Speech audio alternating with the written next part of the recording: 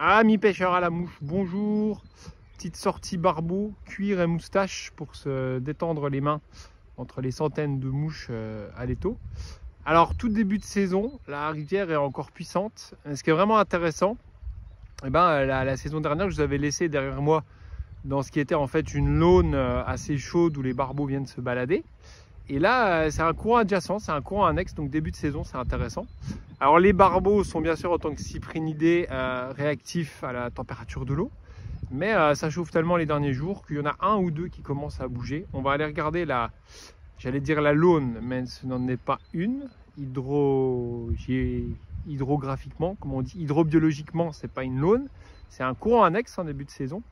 Et ce que je voulais vous préciser, le grand plaisir en fait du barbeau en tant que poisson sauvage, c'est d'aller le traquer into the wild, dans des rivières sauvages avec des bras annexes, des îles, des cassures, des launes, des presqu'îles, des passages, enfin tous des paradis perdus dont on rêve depuis qu'on est enfant.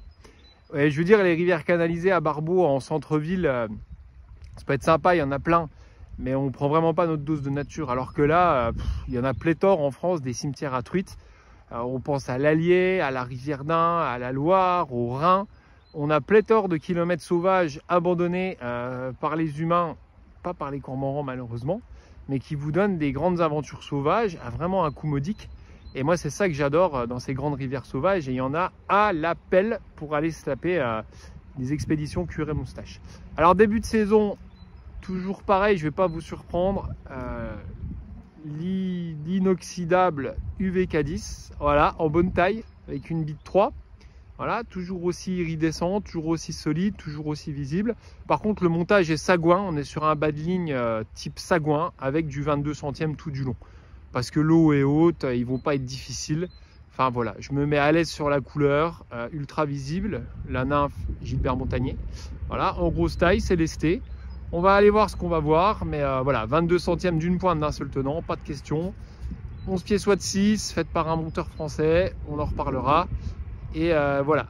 Allez, on va remonter la laune tous ensemble, voir un peu ce qu'on voit. Je vous vends pas du rêve, on est le 4 mars, c'est le début de saison, c'est sympa d'être au bord de l'eau. On va pas en voir 10 000, mais sur un malentendu, on sait jamais. Comme ça fait un bon calendrier, vous verrez ce que c'est la rivière début de saison, comment les barbeaux évoluent. Allez, à tout de suite, on va aller voir la laune, le courant annexe, j'ai du mal. Voilà, pour planter le cadre, donc grande rivière moyenne française, comme il y en a des centaines en France. Je ne vais pas montrer non plus des éléments où vous allez reconnaître, parce que voilà. Donc du coup, on a donc un courant annexe, que je vais faire comme ça ici. Toute une bordure en surplomb. Voilà. Vous avez votre bon surplomb, un courant un peu calmé, voilà. Vous voyez, genre de bordure typique à Barbeau. Et vous pouvez chercher, il y en a des centaines de kilomètres. Donc on va commencer à zioter. Alors, c'est du début de saison. Franchement, pas de miracle. Hein. On va pas avoir des dizaines de barbeaux. Parce que de toute façon, l'eau est encore trop froide. Alors, moi j'ai les polarisantes, vous y verrez moins bien. Le soleil n'est pas forcément super bien orienté. Voilà, est-ce que je vais pas vous... Allez, je vous zoome un tout petit poil. Hop, voilà. Donc j'en ai vu deux sur la montée d'avant. Ah non, j'ai rêvé, ok. Non, j'ai rêvé. Il y a aussi des gros brochets des fois embusqués là-dedans. Donc les barbeaux, ils vont être simplement classiques là dans les graviers. Et ils commencent déjà à bouffer un petit peu parce que ça fait 2-3 jours que ça chauffe bien. Là, il fait 16 degrés en plein cagnard. Voilà. Donc ce genre de petites touffes d'herbe claires, voilà, pour des rhiacophiles, des gamards, ça c'est super. Hein, les larves classiques des milieux dégradés. Donc plus de mouches de mai ici, plus de danica, plus de plécoptères. On est sur du McDo quoi. On est vraiment sur des milieux dégradés avec, comme partout en France, une grosse ville qui tue toute la rivière. Mais on a quand même du gamard, du rhiacophile, beaucoup d'éphémères, Baetis rhodani qui tient pas mal, des heptagénidés, des sulfures. Je ne vais pas faire mon entomologiste à 2 balles parce que c'est très complexe l'entomologie, mais je connais au moins mes bases d'insectes qu'il y a. Donc moi principalement ma nymphe elle limite en fait une espèce de gros rhiacophile ou une grosse frigane. On a encore quelques friganes, mais c'est pas, il y en a de moins en moins. Voilà, donc on n'a rien vu là. C'était pas non plus des barbeaux en bordure que j'ai vu. On continue. Voilà, clairement, quand on connaît un peu ces niveaux en infravue, on voit que si ça continue comme ça, en plus à chauffer et à baisser, bah dans 4-5 jours, ces gravières-là, elles vont être très potentielles. Alors, est-ce qu'il n'y a pas un poisson là? Si, il y a un poisson qui s'est décalé dans la souche. Je ne sais pas si vous l'avez vu. Il est assez profond. Ouais, c'est pas des poissons qui sont en bordure. Ah si, il est là. Hop, on le voit là. Je sais pas si on le voit à la cam. Ah ouais, celui-là il bouffe en plus. Je vais zoomer un peu. Ouais, je sais pas si on le verra à la caméra, mais il y a un barbeau calé au fond. Eh, il bouffe, hein. On voit les moustaches. Ah, ça c'est cool. Celui-là il serait vraiment faisable. Bon, je force un peu le zoom pour vous. Ah, là je pense qu'il est bien visible, hein, même sans polarisante. Malgré le fond noir et colmaté. Voilà, bah, je vais pas l'embêter, je vais retourner après. Donc je dézoome un peu pour continuer. Bon, bah ça c'est nice. Ok, un de vue. Bon voilà, c'est pas non plus des poissons qui viennent croquer encore en bordure. Voilà, donc déjà un barbeau sympa. Après c'est pas des barbeaux monstrueux. Voilà, je veux dire, c'est des poissons de 55 et quelques. C'est pas non plus des barbeaux monstrueux, quoi. C'est amusant, mais si la rivière était en pleine forme biologique, déjà j'aurais déjà dû en voir 40 des barbeaux, quoi. La biomasse de barbeaux tue en fait toutes les espèces d'accompagnement, elle a chuté de 90%, quoi. Là je devrais voir des bancs de goujons, des spirlins, des boules de hautu. Je devrais même voir plus de hautu que de barbeaux. Il y avait encore plus de hautu que de barbeaux à l'époque. Et je pense que les hautus sont encore fait plus dégommer que les barbeaux. Alors là le spot est beau. Voilà. Là typiquement dans 3-4 jours, quand ça va continuer à chauffer, et ben ici ils seront là, quoi, les barbeaux bien en place. En plus c'est un peu plus clair. Donc vous voyez, je vous fais un petit panorama.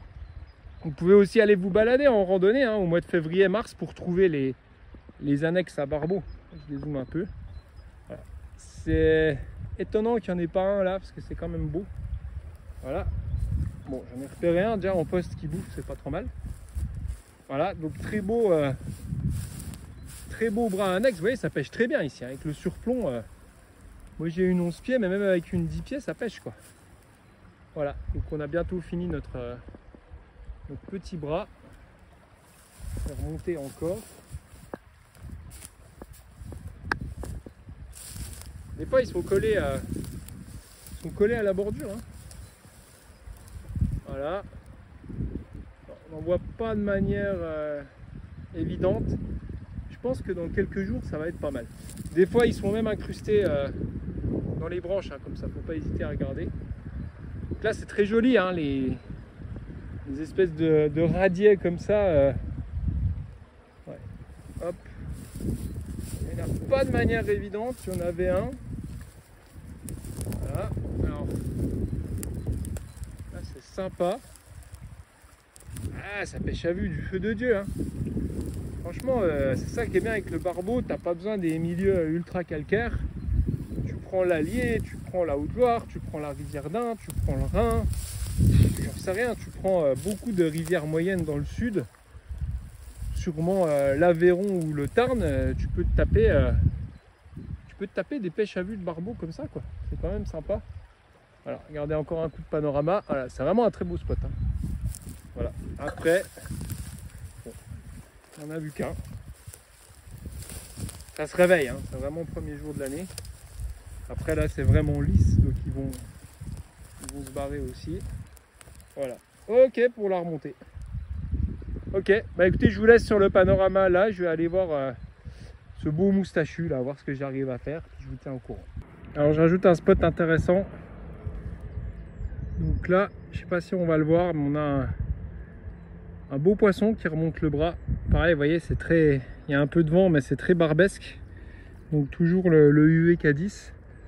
Là, on a un beau poisson, un peu plus beau, presque proche des 60, qui est là-bas. Il y en a même deux en fait, et ils remontent, ouais, on les voit bien. Donc ils remontent vers moi. Donc ce qui est sympa aussi, vous voyez, je suis sur un gros tombant, hein. Je suis à plus de 2 mètres, donc c'est quand même génial. Et là, effectivement, on a deux beaux poissons en place, on les voit bien. Donc le spot est magnifique, hein, j'ai traversé. Voilà. Et les deux copains, donc ils remontent en broutant tranquillement. Voilà. Le spot est magnifique.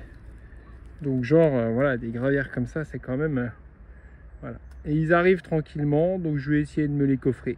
Et là, on les voit mieux, là. Vous voyez? Donc je vais dire, ils sont à 3 mètres à mon aval. Hein. J'ai juste à tremper la nymphe, à amener tranquillement aval. Et puis, c'est dans la popoche. Alors là, on est vraiment sur des poissons intéressants. Parce qu'en fait, vous voyez, j'ai mon surplomb. Hop. Hop, j'ai traversé. Et là, les deux là, ils sont vraiment intéressants. Parce qu'ils sont dans une veine droite. Ils bouffent. Et voilà, c'est complètement rectiligne. C'est super beau, ils sont pas loin. Donc il y a juste à faire du proxy, à répéter la dérive de la nymphe. Puis là, ça passe. Et je peux même vous faire en action de pêche. Le proxy, c'est ça. Hein. Et hop, tu dérives. Et c'est pas plus sexy que ça. Hein. Il faut pas rêver à des grands fouettés, tout ça. Quand ils sont sous la canne, ils sont sous la canne. Là, je vous fais quelques lancers pour montrer. Voilà, simplement, tu poses et t'accompagnes. Il n'y a rien de sexy. Hein. C'est pas des grands mending et compagnie. C'est le choix du lestage. Et hop, à un moment, ça pogne. Voilà. Donc là, je vois pas comment je leur passe. Donc je fais des dérives pour vous montrer. Mais voilà, pêcher les barbeaux en nymphe, ça se résume à ça. Donc il y en a peut-être beaucoup des puristes qui vont pas apprécier, mais les barbeaux en nymphe en dérive, c'est ça. Et c'est pas pour autant que vous pouvez pas avoir une belle action, voir dans leur moustache ce qui se passe. Voilà. Donc là, je vois pas ce que je fais, donc je vais arrêter, mais c'était pour vous montrer l'action. Voilà. Hop, tu poses, tu détends et tu laisses couler et tu passes et tu vois. Ok, je coupe et je reprends tout seul. Donc là, on a deux poissons sur la gravière parfaitement placés. Et là, les nymphes UV, elles sont trop légères en fait. Ça tire vraiment à fond là. Regardez, on est dans la queue. Regardez le spot. Voilà. Et là, ils sont là et ils bouffent les coquins. Voilà. Donc il y a deux poissons en train de bouffer. Donc je suis passé avec une CO3 en pointe. Parce que c'est trop léger les nymphes UV. Allez, on va voir ce que ça donne.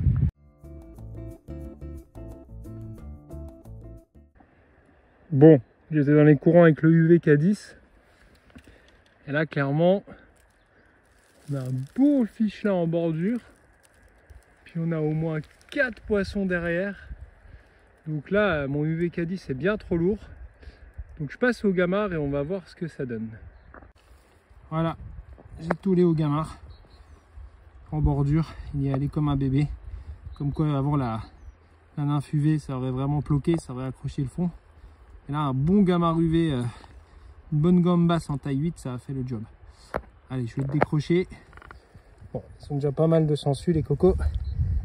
Allez, copains, je vais repartir. C'est quand même sympa, début de saison. Bon, je vais lui laisser les sangsues, on va laisser la nature faire. Il vient de seul. Hop là. Ciao bello. Bon, pour le reste des spots, on va continuer au gamard quand même parce que c'est flat. C'est bien beau. Donc on va pas mettre une nymphe trop lourde parce que c'est les flats. Et ils aiment bien le gamard, les petits coquins. Voilà un bon spot classique là. Vraiment, on a la belle petite annexe. Alors, il n'y en a pas, mais c'est sûr que si on attend, il poste là. Voilà. Moi, je fais une journée un peu reconnaissance aujourd'hui. Je vais pas poster longtemps. Mais là, clairement, c'est pareil au gamard. C'est les bonnes profondeurs d'eau. Vous voyez? Il y a peu de courant. Comme ça, le gamard, il bloque pas. Donc là, c'est très bon au gamard. Bon, pour le moment, il n'y a rien là. Donc ici, vous voyez, typiquement, j'ai le choix entre marcher le long de la plage et monter sur le promontoire. Et du coup, ce que je fais, je monte sur le promontoire. Comme ça, je les vois de plus loin. Parce que même si ça reste des barbeaux, si tu leur marches dessus. Donc toujours chercher le surplomb. Voilà, on va aller regarder ça. Voilà. Et là, au loin, il y a un copain. Voilà, je vais avancer exprès. Je sais pas si on va le pêcher, on va voir s'il va me voir.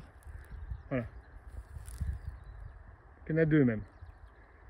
Donc là, il faut soit avoir une canne à fouetter, mais c'est compliqué. Voilà, il y en a même 3. 1, 2, 3 sur la gravière. Et le mieux, c'est quand même d'approcher à l'arbalète tranquillement. Bon, il y en a même 4. Là, c'est sympa là. 1, 2, 3, 4. Voilà. Et là, au gamard, je suis bien là. Il y a encore peu de fond. Donc voilà, même en fouettant, c'est quand même compliqué à 10-12 mètres les barbeaux. Et gamard à l'arbalète 11 pieds en proxy, ça passe quand même bien. Allez, on va essayer ça. Ce qui est sympa aussi dans la recherche des barbeaux, c'est que tu peux les chercher en descendant aval, quoi, parce que ce stress de la truite et de la pêche de l'ombre à tout le temps se cacher, c'est franchement pénible à un moment. Donc si tu descends aval tranquillement, il y a quand même moyen de les repérer. Donc ça amène déjà une notion beaucoup plus relax que la pêche de l'ombre et de la truite où il y a tout le temps 10 000 paramètres à surveiller. Là on se balade et la quantité de poissons est bien supérieure à la truite et aux ombres, donc on peut quand même s'amuser, en faire fuir, en rater et puis pogner du poisson toute la journée. C'est aussi ça qui diffère, tout en étant dans un cadre incroyable, peinard. Alors étonnamment il n'y en a pas beaucoup sur cette gravière là, c'est étonnant. Voilà, mais je descends en plein aval et tu les vois de loin et ça c'est un vrai avantage parce que tout le temps remonter la rivière pour truite et ombre, ça apporte aussi sa pénibilité, quoi. Bon, bah, petit bilan du jour, 4 poissons attaqués, 1 sorti. Donc c'est tout début de saison, j'étais parti pour pêcher gros dans les courants lestés. Et en fait, voilà, c'est ça la magie de la pêche à la mouche. Bah non, c'était des poissons en bordure au gamard, alors relativement léger, parce que j'ai une pointe en 22 centièmes. Et du coup, moi, dans mes envies personnelles, toujours de la rivière à l'étau, bah, ça me donne encore plus envie de faire des gamards UV pour le barbeau, quoi, avec des super olives, des coloris or, des oranges, des roses. Donc voilà, folie du gamard, comme d'habitude. Mais voilà, il y a eu quelques occasions dans les courants avec des nymphes rapides. Non, c'était étonnamment le gamard en bordure. Ça aurait pu ressembler à une pêche d'été, mais les poissons étaient décalés dans les bordures. Peut-être parce que ça a chauffé pas mal. Voilà. Donc petite rando pêche barbeau, super sympa. K10 UV et gamard, début de saison. Pointe en 22 centièmes, hein, en mode sagouin. Et puis voilà, bronzette. Et puis retour à l'étau, retour au boulot. Et à bientôt. Ciao.